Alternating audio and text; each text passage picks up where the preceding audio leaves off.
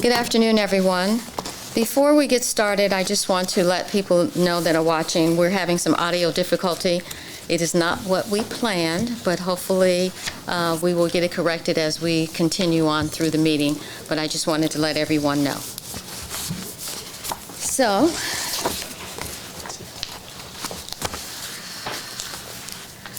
I am going to call this meeting to order, and it is 1:05. And I am Diana Love, CSLB's Board Chair. And could we please stand, and I'm inviting Vice Chair Michael Mark to lead us in the Pledge of Allegiance. Pledge allegiance to the flag of the United States of America and to the republic for which it stands, one nation, under God, indivisible, with liberty and justice for all.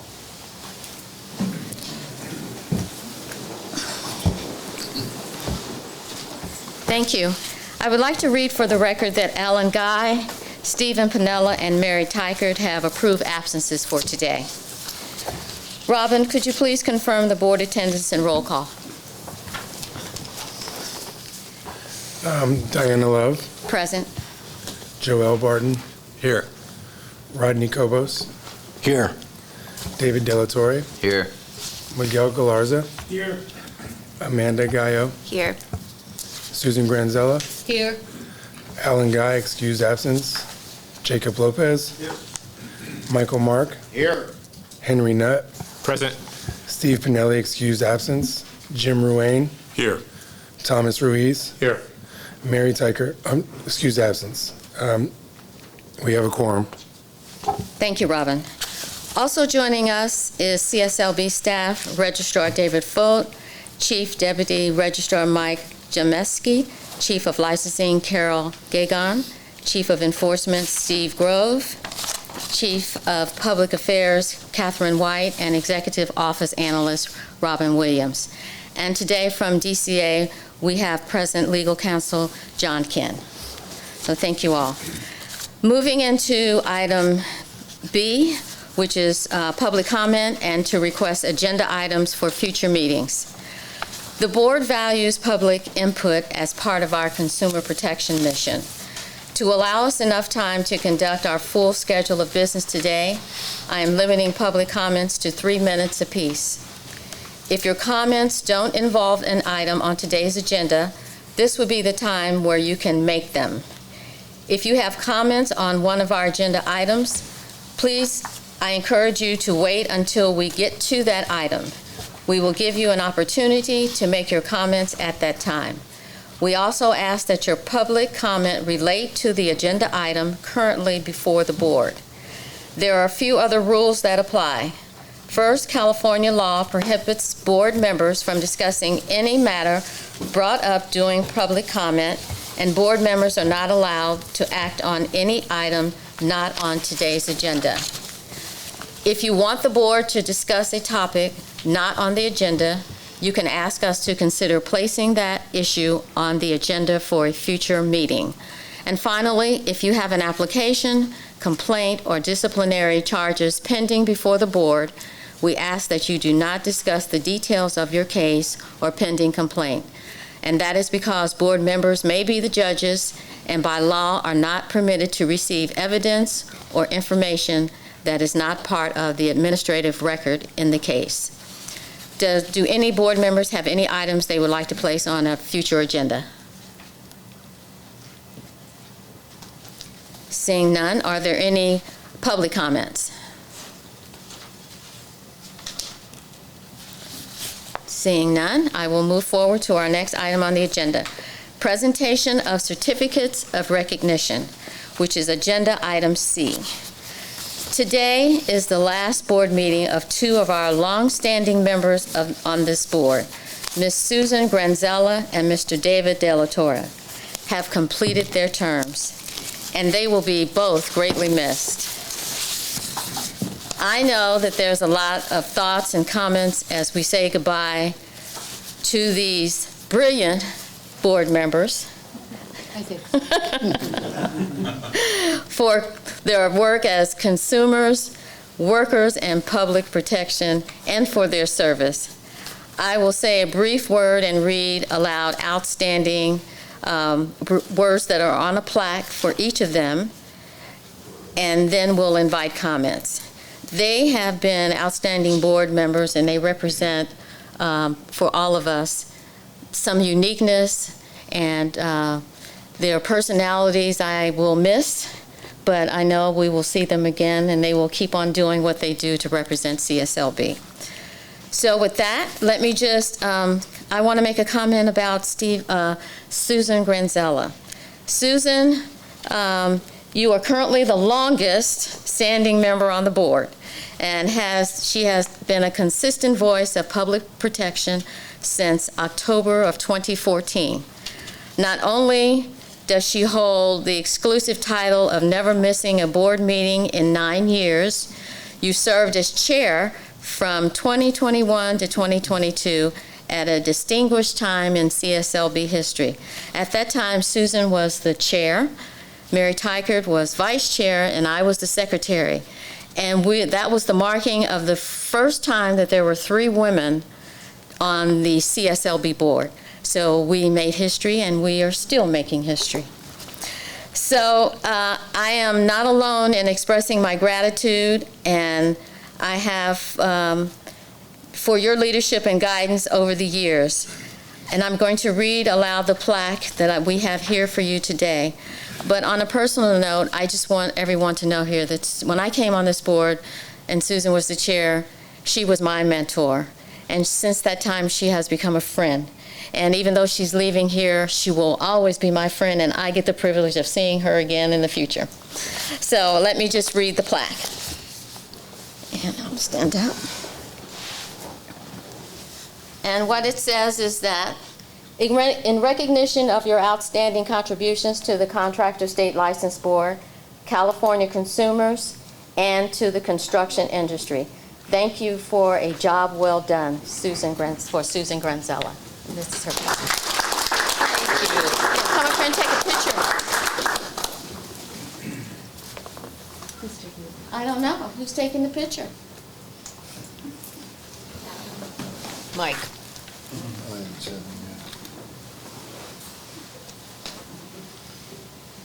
Here you go.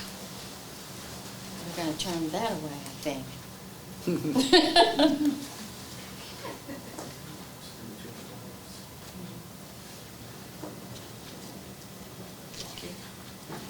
Thank you. You're welcome. And we're going to ask Susan to say a few words. Well, I've never just said a few words. But I wanted to just say thank you very much for the recognition. It has been an honor to serve. Who knew it was going to be 9.5 years when that started out? I had been a consumer protection person at my job at Visa, and somehow got linked up here. But it has been a wonderful opportunity to meet everyone and to learn more, not only more about the industry, but that there was a government entity that actually cared as much as what I had learned in private industry.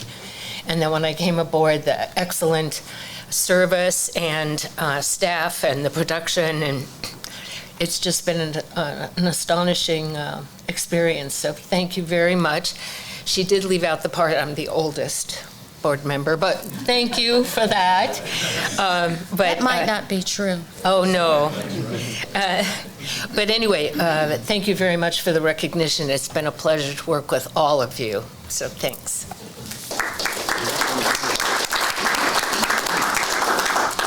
Are there any other board members that would like to comment? Through the chair, if I may. Thank you, Susan. I really enjoyed working with you. You've been my mentor, too. Learned an awful lot. Been through the pandemic when we all struggled through all of that. 2 things. I'm not sure you're right about the oldest board member. And I'm going to miss the Christmas candies. Thank you. So I remember getting the first phone call from a board member with Susan and inviting me to the board and welcome me. And she's like a big sister.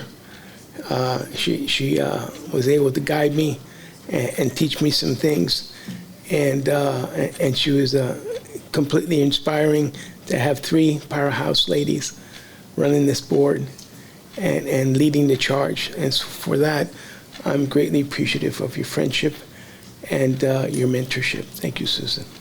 Thank you. Through the chair, Susan, it's been a pleasure serving on this board with you. One of our very first times when I joined the board was right in the middle of COVID, and David Del Toro was actually the board chair at that time. But our very first time we actually came together as a board during that time, you were one of the very first to come and say, "Hey, hi, Michael. Nice to meet you. Appreciate you joining the board." Through our tenure, right as I'm at my halfway point, it's good to always reflect on the history and all the history that you've had on the board and the ability to tell the story of the consumer protection and what you've done for this board has been meant so much to me. So I appreciate your service. I'd also just like to echo the comments of the first person to call me was Susan, and her being a mentor for my time here, and also including me in the work that she was doing has really served as a great learning lesson to realize the position and the work of CSLB. So thank you.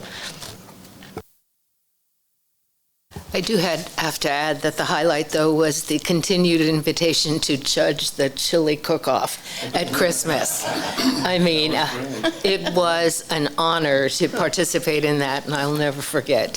One of the things that's really nice to see the staff pulling together and enjoying, but it was great. Yeah, I'd just like to add a couple things. Susan she has a lasting impression on staff. She did a lot with the IT advisory committee, and so we had a brief meeting prior to this, and they just wanted everybody to know how instrumental she was during the pandemic to have continuity, also achieving the strategic plan objectives as they related to IT, played a real role in that. And I can tell you on a personal note, had the real privilege of reporting to Susan as the chair. Great leader. She's also a fantastic speller. And so Diana and I had a real scare over lunch because Diana said, "I think you misspelled a word on the plaque. What are we going to do?" Turns out it was just in the script itself, so that's fine. But just one last thing. I was at a national meeting with other states, and I heard this talk about a buddy bench and volunteering at elementary schools. And I said, that's really interesting, because I heard, I think the same thing in California. And sure enough, Susan was the leader in doing that. And I wasn't really sure what a buddy bench is, but it was explained to me at that meeting. That's when you're in elementary school, you're getting a hard time. It's a bench you can go sit at and kind of cool off. So thank you for your volunteer work with my sister's house, also with getting that buddy bench installed, and for all that you've brought to the board here, Susan. Thank you.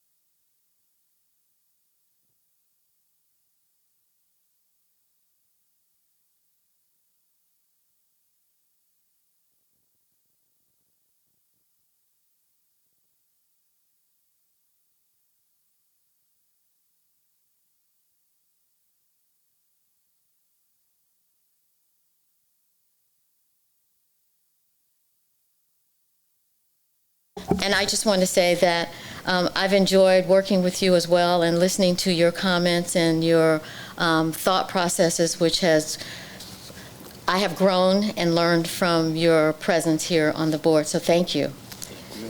And now I will read the plaque.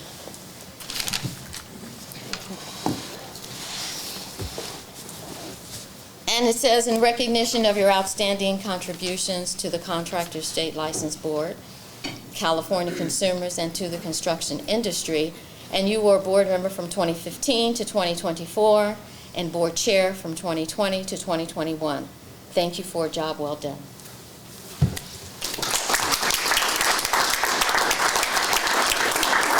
Take a picture. Are you excited? excited about I'm excited. not leaving us? Bittersweet. Bittersweet. Great. Thank you. There you go. Thank Now you. we'll hear a few words from David.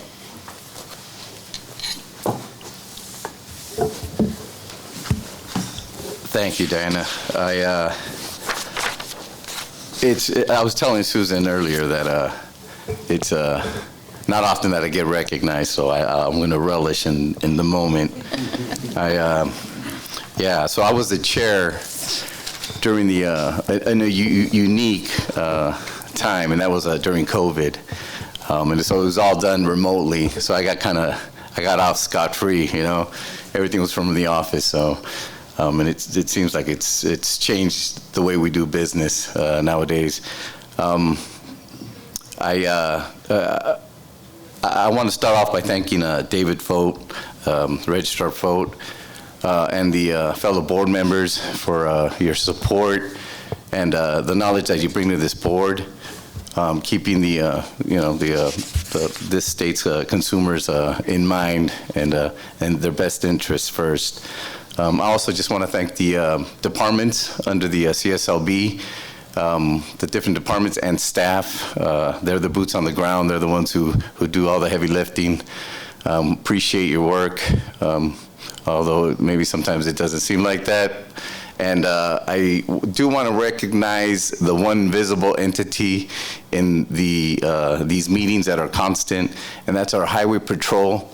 That always kept me feeling safe and secure. So it doesn't go unacknowledged. So thank you.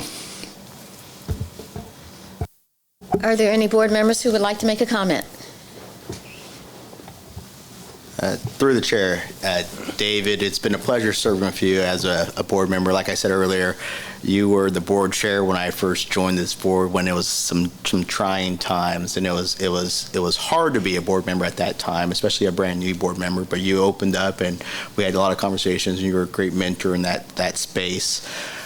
Your knowledge of this industry, as you know, as a fellow labor leader, it's you get to see both sides of the story sometimes, and for the consumer protection of California, you have done that, and I know you can feel that in your heart. So I appreciate everything you've done for us, and thank you for your time.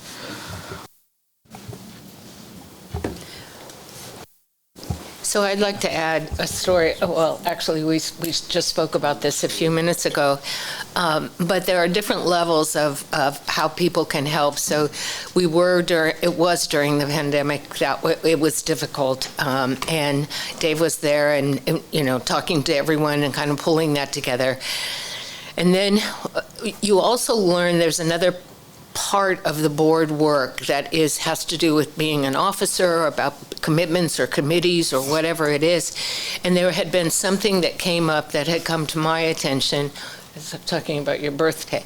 And I felt it was an issue, and it was important because I was vice chair and he was chair. And I mulled it over, and then I decided I have to call Dave. He needs to be aware of this, whatever it is. So I called him, ready to, spill out all the details. And he said, I'm at my birthday dinner.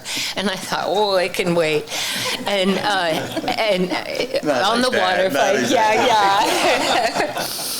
But he said, I'll talk with you later. And indeed, he called. And there was a different level of involvement with the board that I had not experienced, because the two of us were deciding on what we could do. I had a view, he had another view, and together we worked out what we were going to do to solve the issue, or at least let it go, move forward. And it was really a pleasure working with you on that, because you brought together, you brought to the table the different perspective, and it really helped, I think, with that difficult year that we had. So thank you very much. Plus, it's always been nice to just sort of catch up after all these years when you see people at the board meetings. That is something I will miss, and I'm sure you will too. Thank you for everything. Thanks. So David, for those of you, me and David go back a long way. And, it's funny because I think it's probably the first year he was serving. I was actually coming to headquarters to renew my license as a contractor, and I saw David popping out. I said, well, you're not a contractor. And he said, oh, I'm going to a board meeting, right? And I said, maybe I should do something like that. So his example of his service to his community instilled in me that maybe that's something I needed to do too for the community. You know, David doesn't get the recognition. He does a lot for our brothers and sisters in labor. He should be recognized for that, in addition to all the service that he's done on the licensing board. He's a true spirit for this industry, and I'm proud to call him my brother and a board member. Thank you, David.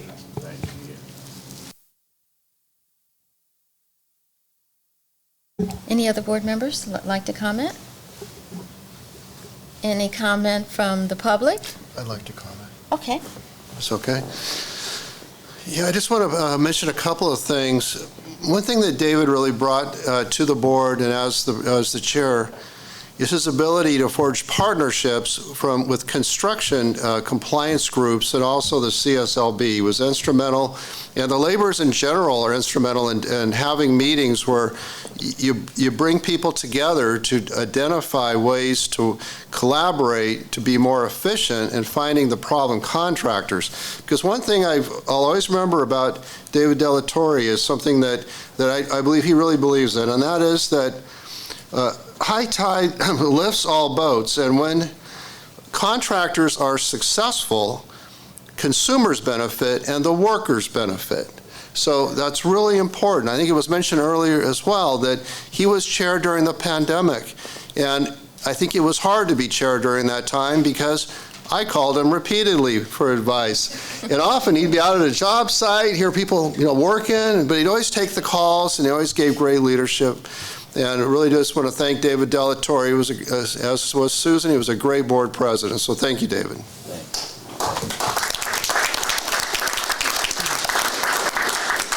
And one last time, any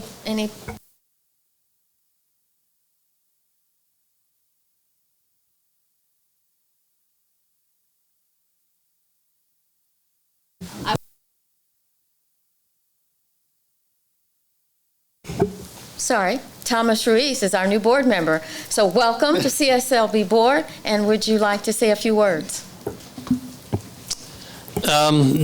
Just thank you for the privilege to be here. I look forward to working with every one of you and just looking to pitch in any way I can. So I'm open. Feel free to reach out. And congratulations, David. Appreciate everything that you do for us and laborers, but also on this board. Thanks. Thank you. So on to item D, review and possible approval of the April 17 through 18, 2024 board minutes, which began on page 13 of the packet. At this time, I'll take the opportunity to point out the acknowledge Executive Analyst Robin Williams for his excellent work on these 35 pages of minutes. Took some years off my life. That's a lot of work, too. Yeah. The second day was particularly long with a lot of content and names to track. Very good work. Thank you. Do any board members have any edits to the minutes?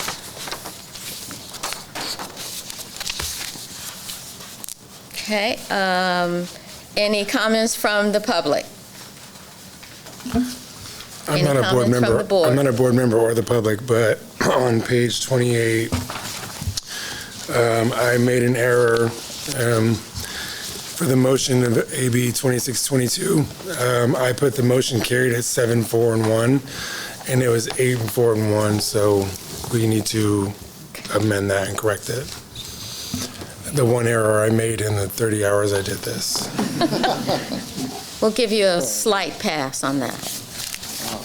Okay. With that, could I get a motion to approve the April 17, 2024 with the one change? Through the chair. Motion to approve is amended. Okay, and that is Jim Ruine, and second? Second. And who was that? Jacob, second. Okay, Jacob to second. Are there any comments from the board members? Any comments from the public? Robin, please call the roll. Diana Love, Present, yes. Joel Barton, Approve. Rodney Copos, Approve. David Delatorre, Aye. Miguel Galarza, Amanda Gallo, Aye. Susan Granzella, Aye. Alan Guy, excused absence, Jacob Lopez, Aye. Michael Mark, Aye. Henry Nutt, Aye. Steve Pinelli, excused absence, Jim Ruane, Aye. Thomas Ruiz, Aye. Mary Tiger, excused absence, motion passes. Thank you.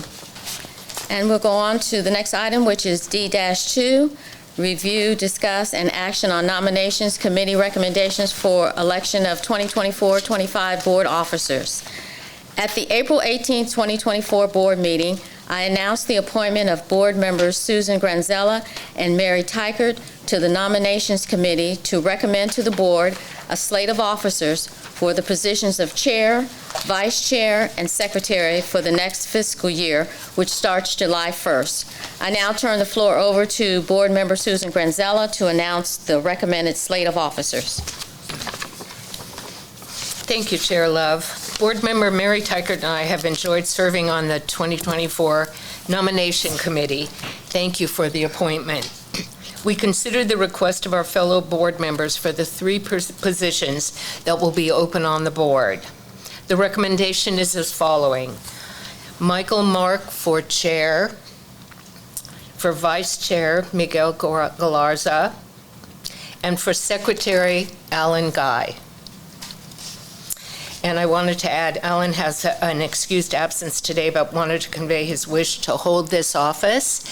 And also, I'd like to add that Mr. Guy, Board Member Guy, has the experience of chairing two committees so far, and that would have been Public Affairs and Licensing. Licensing is never the easy one either.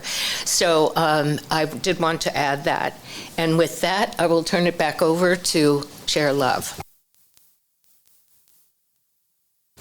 Open up for any floor nominations. Are there any floor nominations? And I'll repeat that for the third time. Are there any floor nominations? Hearing and seeing none, I will ask that the nominated nominees give a brief statement, and then I'll accept a motion to adopt the slate of officers for the fiscal year 2025. And at this time, I will start with Michael Mark. Thank you, Chair Love. I'm pleased and honored to serve the state of California and the consumers, and as a fellow board member, I appreciate all the support from everybody. As the vice chair for the past year now, we've had a lot of meetings, and I appreciate you guys trusting me and your leadership to move this board continuing on the service of Chair Love. She's done such a wonderful job, and I look forward to continue working with her. But thank you again. I know this is a pleasure to serve, and I appreciate everything that the board is. Thank you. Thank you. And now Miguel Galarza. Thank you, Chair Love. So I've had the honor and privilege of serving on three of the committees so far, and the goal for me was to truly understand what this board was about and to learn from the ground up. And staff has been fantastic in getting me up to speed. My fellow board members, senior to me, have helped me grow, and I'm honored to be considered and to be nominated for the position as vice chair, and continue to serve faithfully and volunteer where I can, if so approved. Thank you so much for the consideration. Thank you. And thank you, Susan, for speaking on behalf of Alan Guy, who could not be here today. With that, do I have a motion to adopt the fiscal year 2025 slate of officers to include Alan Guy for secretary, Miguel Garza for vice chair, and Michael Mark for chair. So moved. Second. And that's Rodney for, okay. And who did the second? David Dillatore. Okay. David, thank you. Any further board members' comments or questions? I think we might need another second. I don't know that we need a second No. when it's a nomination. It's a nomination. on the committee. Well, I'm not sure if David could.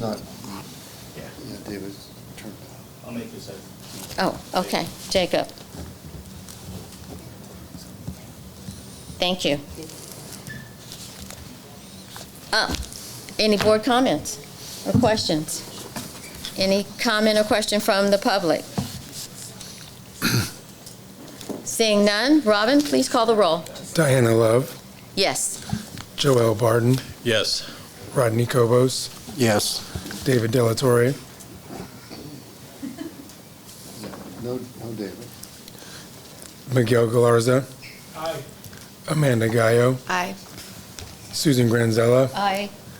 Alan Guy is excused absence, Jacob Lopez, Michael Mark, Yes. Henry Nutt, Aye. Steve Pinelli has an excused absence, Jim Ruane, Aye. Thomas Ruiz, Yes. Mary Tyker has an excused absence. Motion passes. Thank you. And congratulations to the new officers, and you will take your office July 1st. The next item is D3, the Registrar's report. And I will turn it over to Registrar Foat. Thank you, Chair Love. I just have a couple of items to update the board on. One would be our future board meetings. It looks like September 19th will be our next quarterly board meeting. It'll be up to our incoming chair, Michael Mark, to decide if that will be an in-person or virtual meeting. We did have a DCA directors meeting this week, and it was made pretty clear that because of the budget challenges the state of California has, we are being encouraged to either have a virtual meeting or to have a meeting in Sacramento where you don't incur additional travel expenses. The next meeting after that is tentatively scheduled for December the 12th, and that meeting is usually in conjunction with the Northern California Carpenters luncheon that they have to bring different trades and groups together. So I'm not sure who all would like to be present for that, but I just wanted to make a note of it. September 19th, December 12th, the next two board meetings.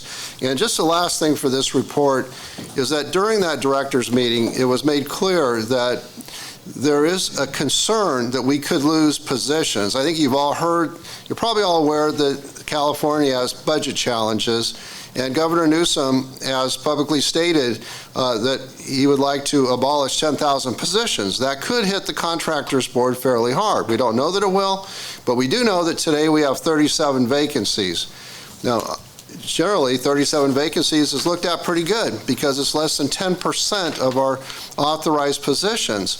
But it's too many when you have a concern that you could lose a lot of those positions. So our commitment to you as board members is next week. Mike Jimnensky and I and the division chiefs are going to be 100% focused on filling those positions and trying to get those positions filled next 4 to 6 weeks. That would conclude my registrar's report. Thank you, Dave. Our next item is the budget update. We are now on page 51 of your packet.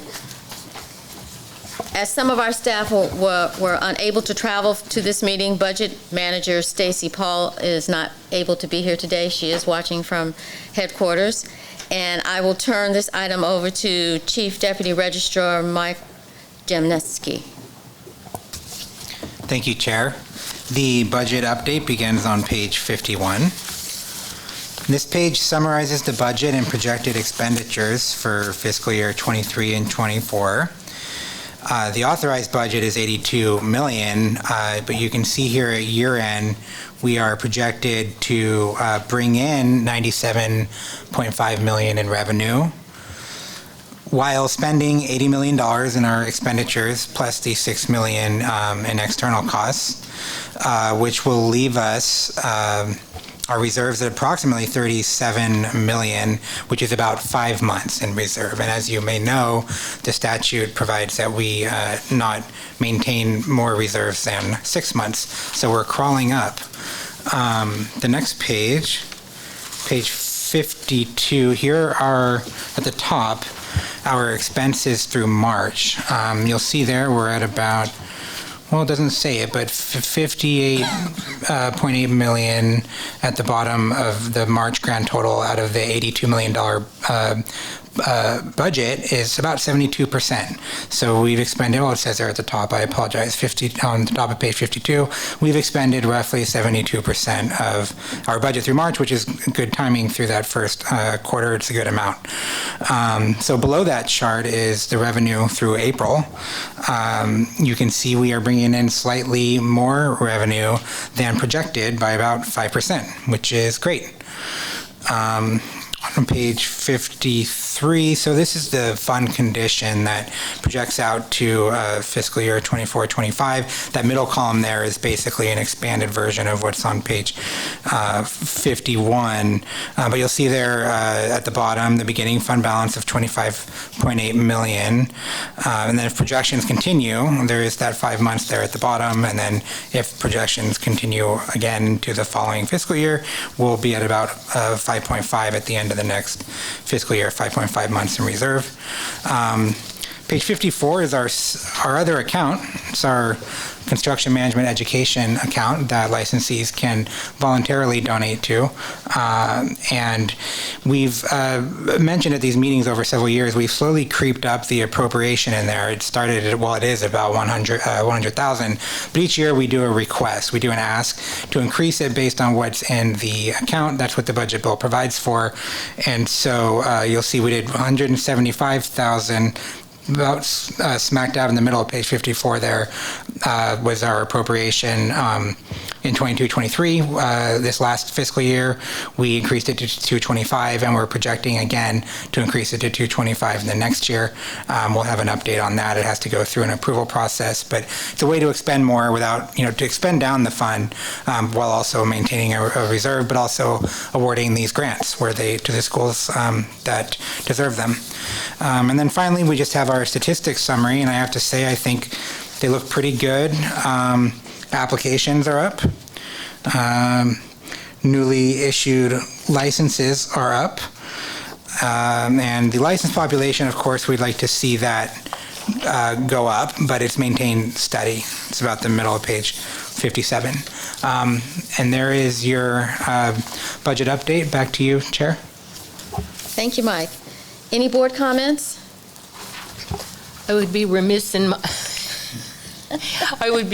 in my duties here because I just want to, it's my last meeting and I follow this very closely. It happened to have been something of interest, but certainly grown out of the dark days, as I mentioned in the last board meeting, of the pandemic, and taping spreadsheets around because we had those very serious challenges that we had to do with expenditures and loaning staff out and all of those things. And we had a reserve of less than a month. So the work that has been done by Stacy, Paul, and management is very important.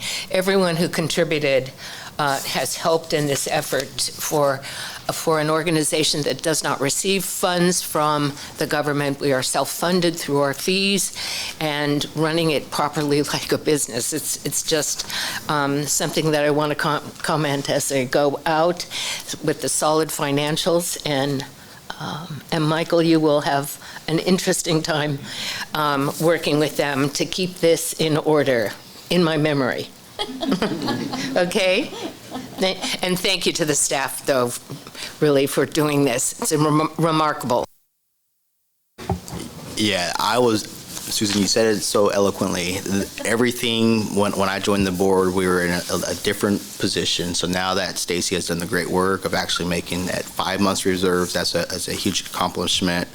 And for currently, Miguel was able this year to go more deep in the budget as the board secretary and Alan guy next year. So the ability to really learn the budgets and understand the expenditures of this organization. So kudos to Stacy. Any other board comments? Any public comments? With that, thank you. I will go on to the next item, which is administrative update, which is on page 61 of your packet.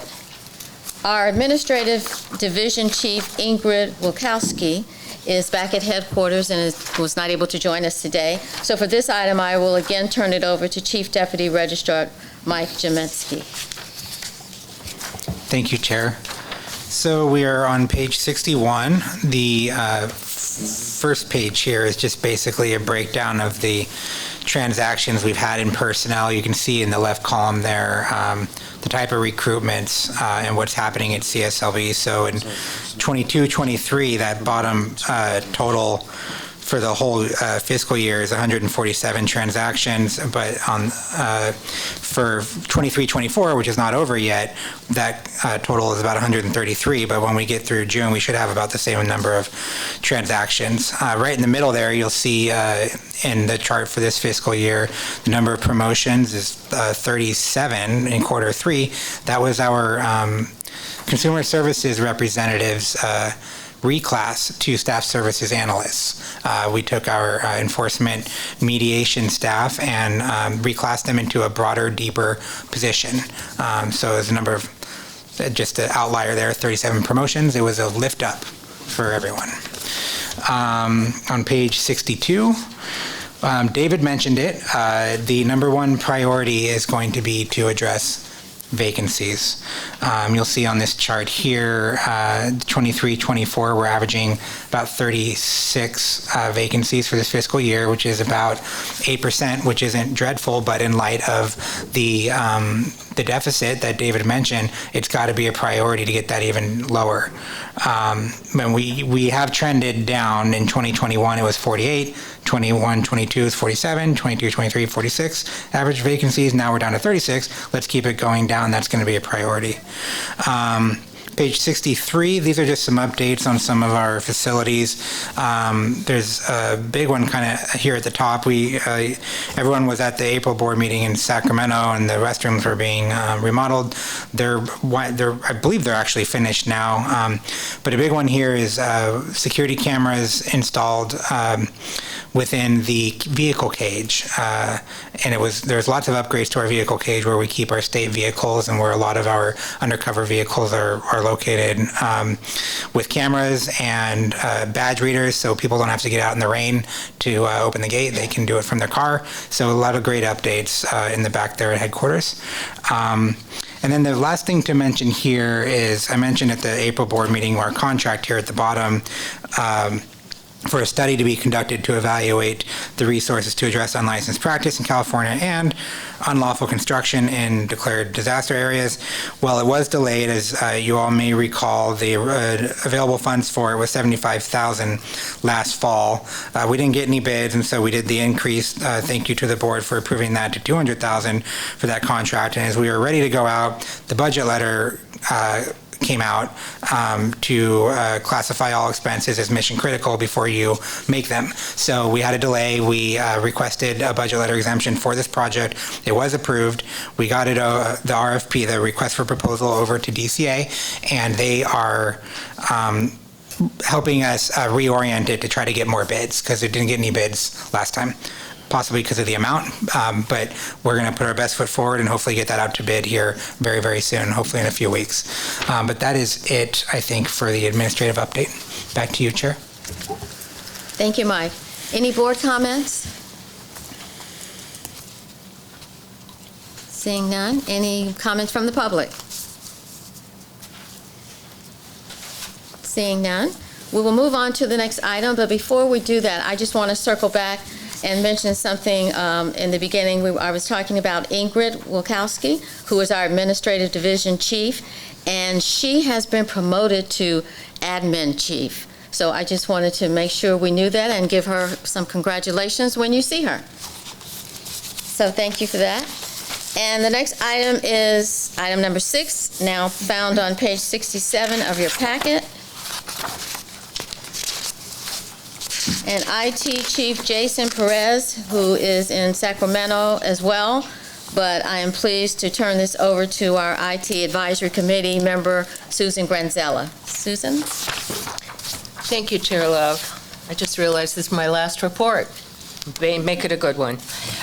Good morning, and thank you for allowing me to do this. I'm pleased to present the latest updates. I'm presenting because I'm a member of the IT Advisory Committee consisting of 2 people, and Board Member Gallo has been working with me and the 3 of us with Jason Perez, our IT chief. We've been meeting with him actually monthly to keep on top of this, because not only is it a natural progression of the IT, but there are so many challenges, budget, reviews, and all of that. So we met on a monthly basis. So here's the report. You can read it on 67. I am grateful this is early in the meeting and not at the end of the day where everyone's eyes glaze over, because IT is such an important function, more important than it was 9.5 years ago when I started. The IT function that we have, it's more sophisticated, it's more critical, the access, how we disseminate information, and how we protect that information. So there are really 3 areas: the new contact center solution, enhanced security measures, and business modernization updates. I have Jason's report here hot off the presses. So on June 3rd, 2024, CSLB's IT division successfully transitioned to a new contact center solution using Amazon Web Services, or AWS Connect. This state-of-the-art system is a vital component of our multi-year effort to transform the CSLB customer and employee experience. So what this is it's a very old system that we had that we were attempting to change all these years, but it was finally on June 3rd they were able to cut over. And it's incredible of the advanced capabilities. And this is how it affects people calling in, because if you're told it's 24 minutes or whatever the length of time it is. Now it is the smarter state-of-the-art system that can help direct the call to the right people at the right time. And on Jason's report, AWS Connect offers a sophisticated call routing system that ensures customer calls are directed swiftly and efficiently to the most appropriate representative. It reduces the wait times and enhances the overall customer satisfaction. So when you start any project, you're always wondering about risk and about cost with any project. And really this was a great thing on many, because it's cloud-based, it provides exceptional scalability and flexibility. So we'll be able to change it in the future as the demand comes forward.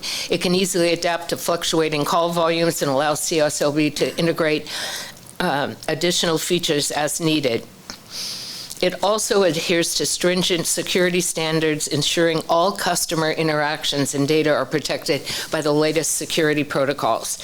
And so by leveraging the AWS cloud infrastructure, we can reduce costs associated with maintaining and upgrading physical call center hardware. And everyone knows how expensive that can be when you have your own. Well, this is working out to be less expensive. But this achievement was not possible. We have to say thank you to everyone on this. It was a big deal. This achievement would not have been possible without the dedicated efforts of the IT staff, who worked very hard on this. They successfully concluded the final phase of user acceptance testing, ensuring the system meets all requirements and integrates seamlessly with the existing infrastructure. We also extend our gratitude to CSLB's public information staff, the enforcement intake staff, and our system integrator, Intervision, for their critical roles. In addition, we appreciate the support of the DCA telecommunications staff. So that was a big deal.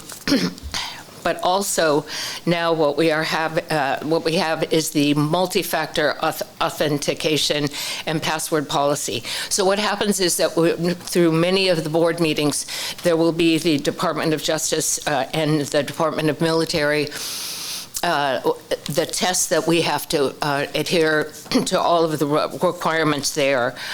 And It's been mentioned many times, but now we have something that is for CSLB users. It's protecting the workstations, it's protecting our system within CSLB. So on June 4th, CSLB transitioned a new multi-factor authentication system, commonly known as MFA, and updated the password policy. So he lists here on his report many, but essentially, all the updates of our protocols protecting the system are now in alignment with the state administrative manual, federal security policies and standards, the Department of the Military's biannual assessment requirements, and it's also in compliance with the FBI and the Department of Justice requirements for access control as outlined in the CJIS Security Policy version 5.5, which I'm sure we have all read, but we understand how important it is. And well, the last part is the business modernization update. And this has, I don't know, it's been probably a couple of years we've been working on this. So the business modernization has to do with the document handling when you send in your application to be a contractor or whatever it is in the way you have to communicate with CSLB. There's always, is it faxed, is it hard by email, and who's got it, and where has it gone? And of course, this impacts not only the consumer and the applicant's experience, but it also impacts staff, because it's very frustrating when you can't find things. So he says that they've, the new document management system, we have a purchase order out for the new system, and this software acquisition, it's a critical part so that we'll be able to track and identify that integrated with the experience of both staff and the applicants. So they are meeting with the system integrator this month to for the project scope and schedule, and probably by the next meeting we'll have a date and time and when those things might be completed. And last but not least, of course, is the purchase, which is now in place, of the software for your online application. This is what we've been working for such a long time. But there were many roadblocks on this, but the staff pursued this. This acquisition will further streamline CSLB's application processing, making it more convenient and accessible for users to submit their applications online. It's not easy today. These advancements represent crucial milestones to modernize the operations, improve service delivery, and be more efficient. The IT division is scheduled to meet with the vendor and project team in July, and they will have at the next meeting the date when we can expect to convey this to our population. I mean, that is something we've been working toward for a very long time. Stay tuned. And I think thank you, and I'm available if you have any questions.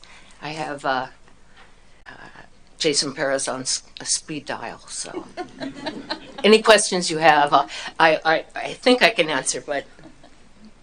Thank you, Susan. Okay, thank you, Chair Love. Any comments from the board? Yes.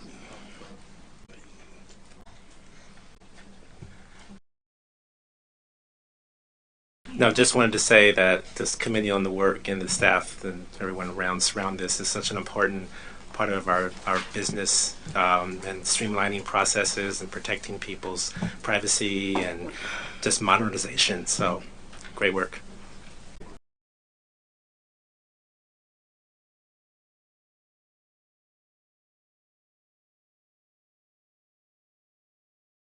What a final report. Thank you so much, Susan. You knocked it out of the park, as always. Thank you. I'll still comment. But it's been a pleasure, and I'm putting it out there for the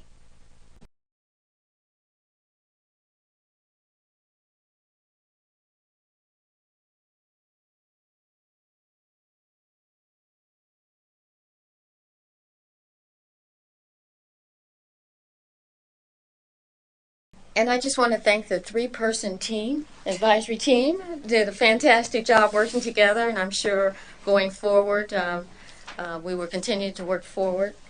I just wanted to make a comment to the IT department to think about if we're not already going in that direction. There's a lot of different organizations, other organizations and platforms that I've been a part of, and there seems to be, since we're going in the direction of AI, there seems to be what's called AI assistant. And I'm wondering if that would benefit CSLB in any way to look into that, especially when we're talking about the application process, which is going online, which just hypothetically, if a applicant has a question on how to fill out something, or perhaps the AI assistant could answer that question if the software is loading in. I'm not quite sure how that works, but it's just something to think about if that could save us any money and bring us into new technology, which is out there and going forward. So just something to bring to the attention of the information technology people to look into. Thank you. And with that, do we have any public comment? Okay. Seeing none, we will move into our next agenda item, which is item 7D, and that is the Spanish examination translation update. And for that item, I'm going to turn it over to Registrar Fote and Chief Kara Gagon. Well, thank you, Chair Love. I had the opportunity a few months ago to make this presentation at a Department of Consumer Affairs quarterly leadership meeting. And I was asked to do that because CSLB is looked at as a leader in exam translation, especially into Spanish. And I think this is a good presentation to show here today. What's interesting, I'm not sure what slide we have up, is that the U.S. Department of Labor has established that 47% of the construction workforce is Hispanic today. In California, it's over 70%. And we know that a lot of our applicants speak Spanish as a first language. So this is a real need that we have.